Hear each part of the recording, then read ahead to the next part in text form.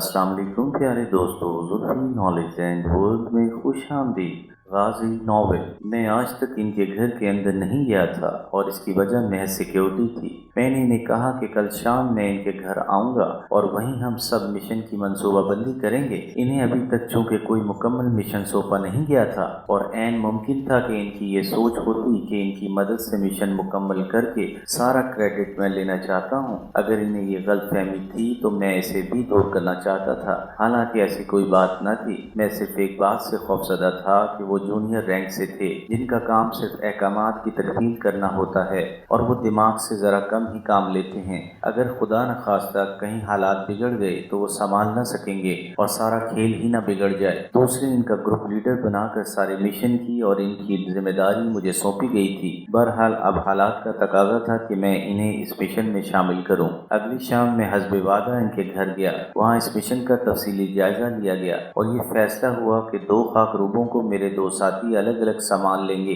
और सुपरिटेंडेंट यशुनत के बारे में मेरे बाकी साथी पता चलाएंगे कि वो किसी मखसूस बालाखाने पे जाता है या मुख्तलिफ बालाखानों पर। यशुनत के मुतल्लिक मतलूबा मालूमात मिलने पर मैं इसे संभाल लूंगा। ये फैसला होने पर सब मुतमईन थे। मैंने खाकरूबों से रब्ता करने वाले साथियों को मजीद हिदायत दी और रात का खाना खाने के बाद मैं वापस लौट आया। अगली 3 शामें मैंने अकबर होटल और अशोका होटल में गुजारी। मैं चौथे रोज दिन के 10 बजे सर्विसेज क्लब में कर्नल शंकर के कमरे में चला गया। इसका बैटमैन कमरे की सफाई में मसरूफ था। इसने ये बताकर कि कर्नल साहब दफ्तर गए हैं, मुझे बाहर से ही रुखसत करना चाहा। मुझे और कुछ ना सूझा तो मैंने इससे पानी मांगा और कहा कि सर में बहुत दर्द है, अगर स्प्रीन वगैरह हो तो पानी के साथ 2 गोलियां दे दे। बैटमैन ने मुझे सिटिंग रूम में बिठाया। स्प्रीन और पानी लेने के बाद मैंने इसका नाम पूछा तो इसने अब्दुल करीम बताया और कहा कि वो कर्नल के साथ 8 माह से है। मैंने कहा कि अब्दुल करीम अपने मुतल्लिक कुछ और भी बताओ। मैं सरदर्द के बहाने कुर्सी पर नींद दराज हो गया और अब्दुल करीम ने बोलना शुरू किया। साहिब, मैं 4 साल से भारतीय फौज में हूँ।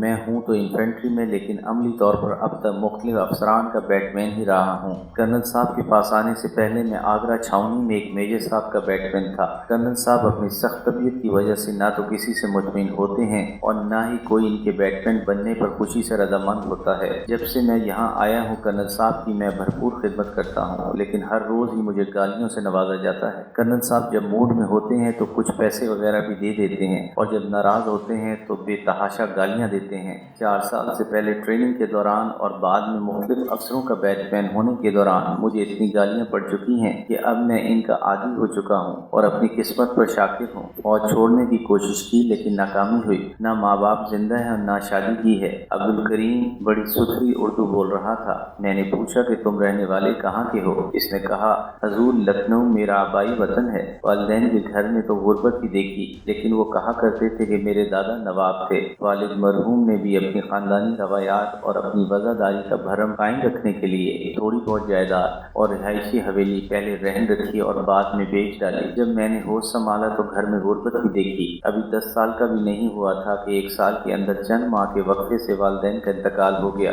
मैं बिल्कुल बेआसरा रह गया। वालिद मरहूम के जानने वाले दुकानदार ने मुझे अपने घर में पना दी और मैट्रिक तक तालीम दिलवाई। इन्होंने ही मुझे फौज में भर्ती करवा दिया कि यहाँ इज्जत से रोटी कमा सकूंगा। यहाँ रोटी तो मिल गई, लेकिन मुसलसल गालियों से माँ बाप, खानदान और मजहब की धज्जियां उड़ गईं। अब्दुल करीम बोले जा रहा था और मेरा जहन कुछ और ही सोच रहा था। चंद नुक्ते थे जिनके गिर्द मेरा जहन घूम रहा था। फौजी, मुसलमान, हिंदू अफसरान की गालियों से बेजार, बल्कि किसी हद तक बागी, कोई रिश्तेदार नहीं और हेडक्वार्टर के एक अहम सीनियर अफसर का बैटमैन। हालात ने इसका पहले ही खासा ब्रेन वॉश कर रखा था और बाकी काम मैं कर सकता था। एक बड़ी दुश्वारी थी कि मैंने हिंदू होने का लबादा ओढ़ रखा था। अपनी असलियत जाहिर करने में 50-50 चांस था।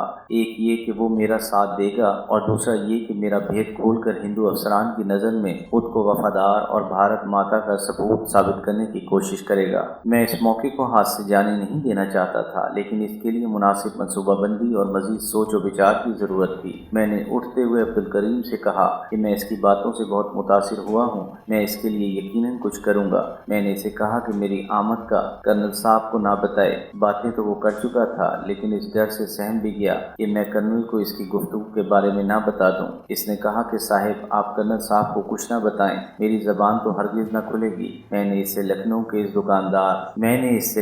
اس دکاندار کا نام اور دکان کا نام اور محل و وقوع پوچھا، جو اس نے بتا دیا۔ میں چاہتا تھا کہ اس کی کہی ہوئی باتوں کی سچائی جان سکوں۔ اسے 500 روپے دے کر میں وہاں سے رخصت ہوا اور میرا دماغ اس سلسلے میں مزید کچھ کرنے کے تانے بانے بن رہا تھا۔ بہت سوچ بچار کے بعد بالآخر میں نے فیصلہ کر لیا کہ عبدالکریم سے کام لینے کی کوشش ضرور کرنی چاہیے، لیکن کوئی عملی اقدام اٹھانے سے پہلے اس کے متعلق مکمل چھان بین کی جائے۔ شام کو میں اپنے ساتھیوں سے ملنے ان کے گھر گیا۔ اتفاق سے مالک مکان گھر میں ہی تھا۔ مکان کی اوپری منزل کی سیڑھیاں اگرچہ ڈیوڑی میں ہی تھیں، لیکن گلی میں مکان کے دروازے سے گزر کر ہی سیڑھیوں تک پہنچا جا سکتا تھا۔ دروازہ مالک مکان نے ہی کھولا۔ میں نے اسے اپنا نام اظہر علی بتایا اور کہا کہ میرا ایک کاروباری واقف یہاں رہتا ہے۔ اس نے ساتھیوں میں سے ایک کا نام بتایا۔ وہ یہاں اپنے اصلی ناموں سے ٹھہرے ہوئے تھے تاکہ مختلف ناموں کے چکر میں کبھی غلط نام نہ بتا بیٹھیں۔ مالک مکان نے مجھے اوپر جانے دیا۔ میں نے ساتھیوں کے ساتھ ایک کمرے میں میٹنگ کی اور کہا کہ ایک شخص کے قواعد معلوم کرنے کے لیے لکھنؤ جانا ہے۔ سبھی جانے کو تیار تھے، لیکن میں نے 2 کا انتخاب کیا اور انہیں لکھنؤ میں ایک دوسرے سے کچھ فاصلے پر رہنے کی ہدایت کی۔ اس دکاندار سے جس نے بقول عبدالکریم اس کی پرورش کی تھی،